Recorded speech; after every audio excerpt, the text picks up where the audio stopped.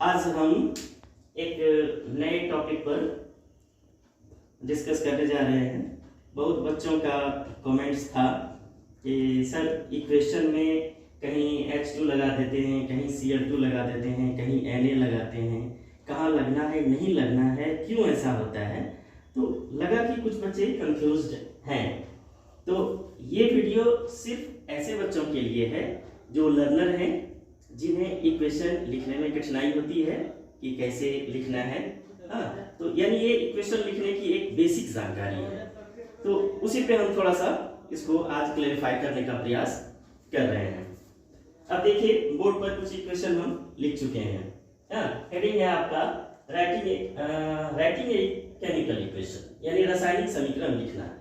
अब इसको गौर कीजिए, H2 plus Cl2 HCl, Mg plus O2 MgO। ध्यान दीजिए यहाँ H2 यहाँ Cl2 केवल Mg। उसी प्रकार N2 plus H2 यहाँ सिर्फ Na plus Cl2। कहीं Cl2 कहीं 2 लगाए हैं, कहीं नहीं लगाए हैं। तो दो तीन बात है यहाँ ध्यान देने की है। सबसे पहले अगर आप इक्वेशन लिखते हैं तो हल्का हल्का इक्वेशन लिखना शुरू कीजिए। सबसे पहले कोशिश कीजिए मेट्रिक कंपाउंड को, मेटल को लिखने के लिए मेटल को लिखिए। हाइड्रोजन भी प्लस चार्ज है, शायद इसीलिए इसको पहले भी लिखा जाता है। तो मेटल को पहले लिखना है, नॉन मेटल को बाद में। नॉन मेटल में ही ध्यान देना है। मेटल अगर है तो उसको एज इट इज रखिए, जैसे मैग्नीशियम है, सोडियम है, और भी कैल्शियम भी हो सकता है। वहां जितने भी मेटल है सबको उसी फॉर्म में लिखिए जो उसका सिंबल है, जो उसका संकेत है। लेकिन जब आप क्लोरीन, ऑक्सीजन, हाइड्रोजन ये सब को लिखेंगे तो ये सब को इस फॉर्म में लिखिएगा, क्योंकि ये मॉलिक्यूल फॉर्म में है। गैस एक तो पता है आपको कि यानी एटम जो स्वतंत्र अवस्था में नहीं रह सकता है, यही एटम की परिभाषा। इसलिए मॉलिक्यूल्स यूज करते हैं। जो स्वतंत्र, जो फ्री स्टेट में है ही नहीं, आप उसको इक्वेशन में रिएक्ट कैसे आप कराएंगे। तो ये सब डीप वाली बात है। लेकिन आपको मूल बात हम बताते हैं कि सब मेटल को अपने रूप में रखिए, और जितना नॉन मेटल है खास करके याद रखिए, अगर आप लर्नर हैं, हाइड्रोजन, क्लोरीन, नाइट्रोजन, उसके बाद ब्रोमीन, ऑक्सीजन और आयोडीन, ये सबको अलग फॉर्म में कभी मत लिखिए। केवल इस तरह से कभी H मत लिखिए। इसको हमेशा H2 के ही रूप में लिखना है, N2 के रूप में, Br2 के रूप में, O2 के रूप में, I2 के रूप में। जब भी इसको अकेले लिखेंगे इसी रूप में लिखना है। इसको आपको याद रख लेना है, जो सबसे सरल मेथड है।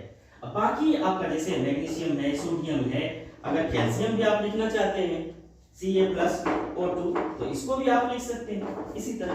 लेकिन ये 1 2 3 4 5 6 शायद इससे काम चल जाएगा आप लोगों का। तो इस 6 को इसी रूप में लिखना है। लेकिन यही चीज अगर किसी और के साथ है तो फिर वहां नहीं लिखना है। जैसे कि H2 ये अकेला है, प्लस Cl2 इस तरह लिखेंगे, H2 लिखे, Cl2 लिखे। लेकिन चूंकि ये अभिक्रिया करके HCl हाइड्रोक्लोरिक एसिड बनाता है, तो तब यहां आपको नहीं डालना है, क्योंकि ये चूंकि ऑलरेडी एक मॉलिक्यूल बन चुका है। ठीक है। उसी प्रकार Mg+O2, अब ये कंबाइन करके MgO बन चुका है। यहाँ 2 नहीं देना है आपको, यहाँ कुछ भी नहीं देना है। हाँ, हम बार बार कह रहे हैं कि इसको अकेले जब लिखना है तब इसको लिखिएगा।